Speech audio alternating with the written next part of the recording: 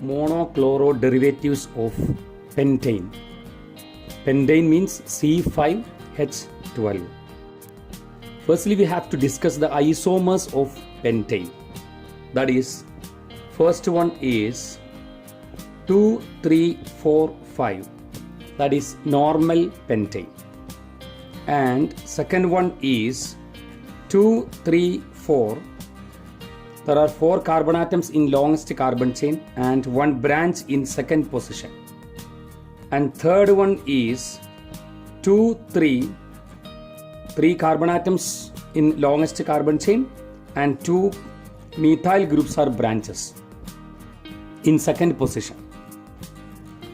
The name of this compound is N-pentane. This compound is isopentane. Why this is isopentane? There is one iso group is present. Third compound is neopentane. This carbon is a quaternary carbon. If second carbon is quaternary carbon, then the compound will be named as neo. What will be the formula of neohexane? This is neohexane. 1, 2, 3, 4, 5, 6. But 2 carbon atoms are branched on second carbon. Firstly, we can check the isomers of pentane. The first isomer is normal pentane. The question is number of monochloro derivatives. Here 1 chlorine is possible. The name is 1-chloropentane. Here also 1 chlorine is possible. So if we are considering this position, this chlorine atom is not to be considered because we are discussing monochloro derivatives. So this is 2-chloropentane. Here also 1 Cl can become 3-chloropentane.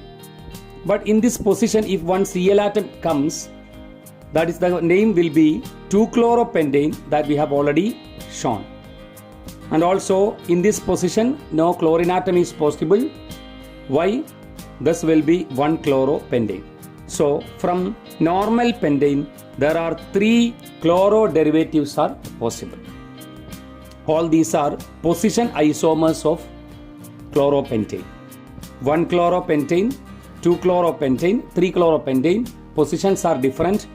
3 position isomers are 3 monochloro derivatives. Now 2, 3, 4.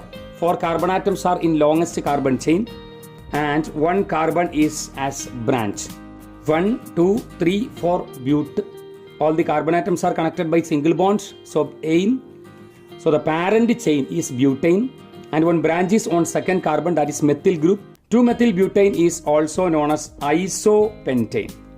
Now we can count the number of monochloro derivatives. When a chlorine comes here, the name is 1-chloro-2-methylbutane. When chlorine comes here, 2-chloro-2-methylbutane. When a chlorine comes here, 2-chloro-3-methylbutane. We can start from here because functional group is on second. And when a chlorine comes here, 1-chloro-3-methylbutane. For isopentane or 2-methylbutane, the number of monochloro derivatives is 4. Third isomer of pentane is neopentane. There is a quaternary carbon, then all other carbon atoms are primary carbon atoms. So for neopentane, only 1 monochloro derivative is possible. That is number of monochloro derivatives is 1. 1-chloro, 2,2-dimethyl propane. Wherever Cl comes in this 4 carbon atom, then the name will be the same. So total number of monochloro derivatives of isomers of pentane is 3 plus 4 plus 1. That is equal to 8.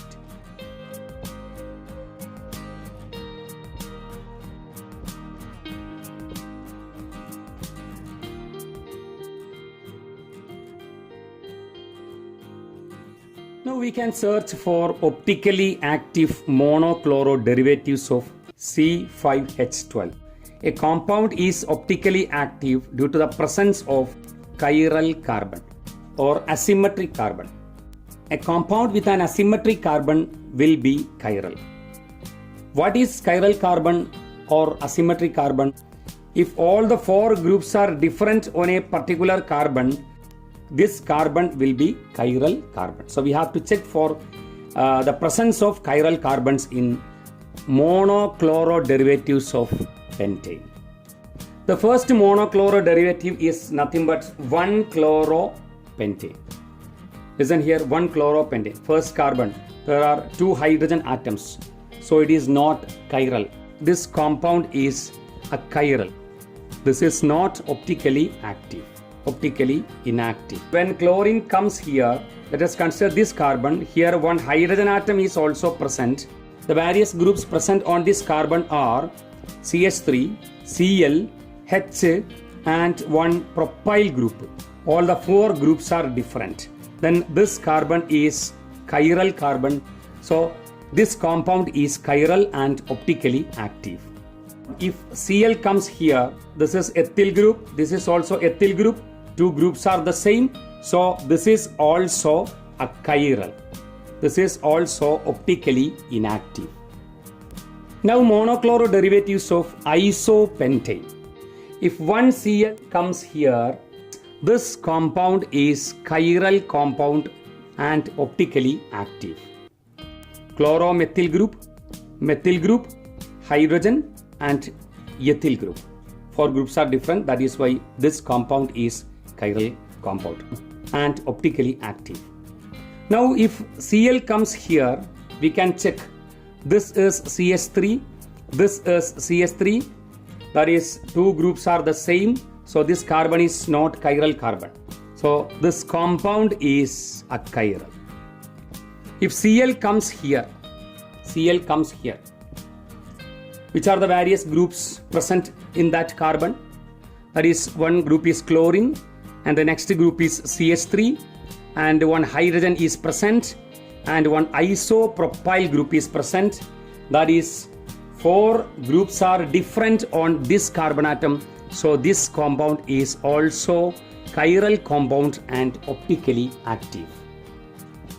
Now the last case, Cl is attached on that carbon. Here 2 hydrogen atoms, not chiral. 2 hydrogen atoms, not chiral. Here 2 methyl groups, not chiral. So this is achiral. So among monochloro derivatives of isopentane, 2 compounds are chiral and optically active. First one is 1-chloro 2-methyl-butane and the second case is 2-chloro 3-methyl-butane. Last isomer of pentane is neopentane. When 1 Cl comes here, this carbon there are 2 hydrogen atoms. In this carbon there are 3 methyl groups. So there is no chiral carbon is present in this compound. This is also a chiral and optically inactive. From monochloro derivatives of N-pentane, only 1 compound is optically active. From monochloro derivatives of isopentane, 2 compounds are optically active. Okay?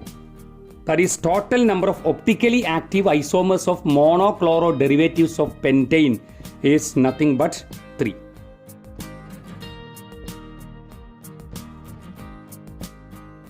Which of the following is a primary alkyl halide?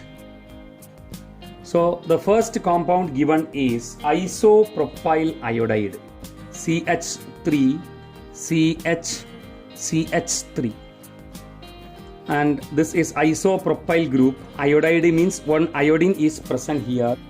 Iodine is attached to this carbon and this carbon is directly attached to 2 other carbon atoms. That is why this compound is a secondary alkyl halide. Next compound given is sec-butyl iodide. We have studied different alkyl groups in a previous discussion. C, single bond C, single bond C, single bond C. This is but. Sec-butyl means the connecting carbon is secondary carbon. So iodine comes here. This compound is also a secondary alkyl halide because iodine is attached to this carbon is secondary. Next compound given is tert butyl bromide. We can say this carbon is a tertiary carbon directly connected to 3 other carbon atoms. That is why this compound is a tertiary alkyl halide. Next compound given is neohexyl chloride. This group is neohexyl group. This is a primary carbon. So neohexyl chloride means chlorine comes here. Chlorine is attached on a primary carbon. There is a quaternary carbon is present. There is a secondary carbon is present. But Cl is attached on the primary carbon. So this compound is a primary alkyl halide. That is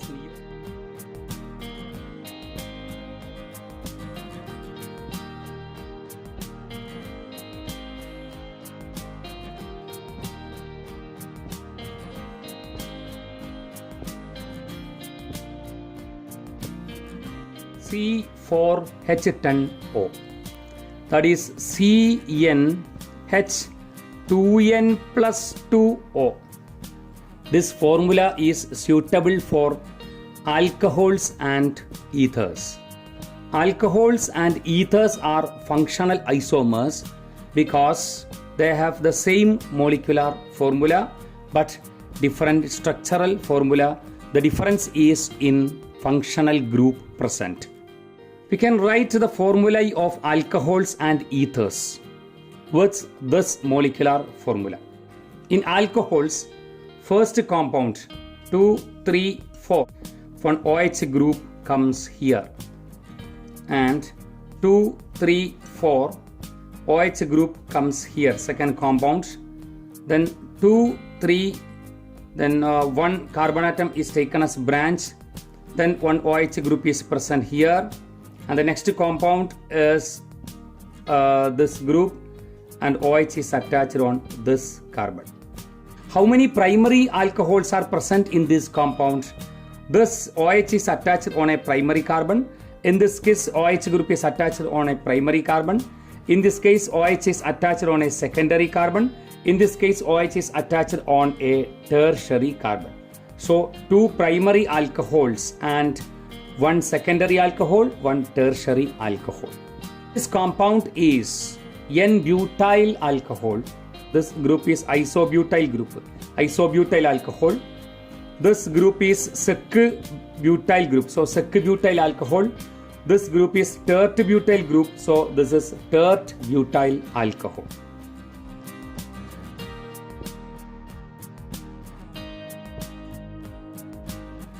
Among the isomers of butanol, sec-butyl alcohol is optically active. Here, this carbon is a chiral carbon. This is a CH3 group, and there is 1 hydrogen and 1 OH group and 1 ethyl group. 4 groups are different. That is why this is optically active. Now we can examine the formula of ethers. This is 1 ether. Next ether is CO, then CC, 1C is taken as branch. Next ether is CC, then O, CC. These 3 structures are possible for ethers. Actually, these are metamers. Why these are metamers? The number of carbon atoms on either sides of oxygen is different. Then those types of isomers are known as metamers. On the left side of oxygen, there is 1 carbon atom. On right side, there are 3 carbon atoms. 1 carbon atom on left side, 3 carbon atoms on right side, but this is isopropyl group. In this structure, 2 carbon atoms are on left side, 2 carbon atoms are on right side. So first compound and third compound are metamers.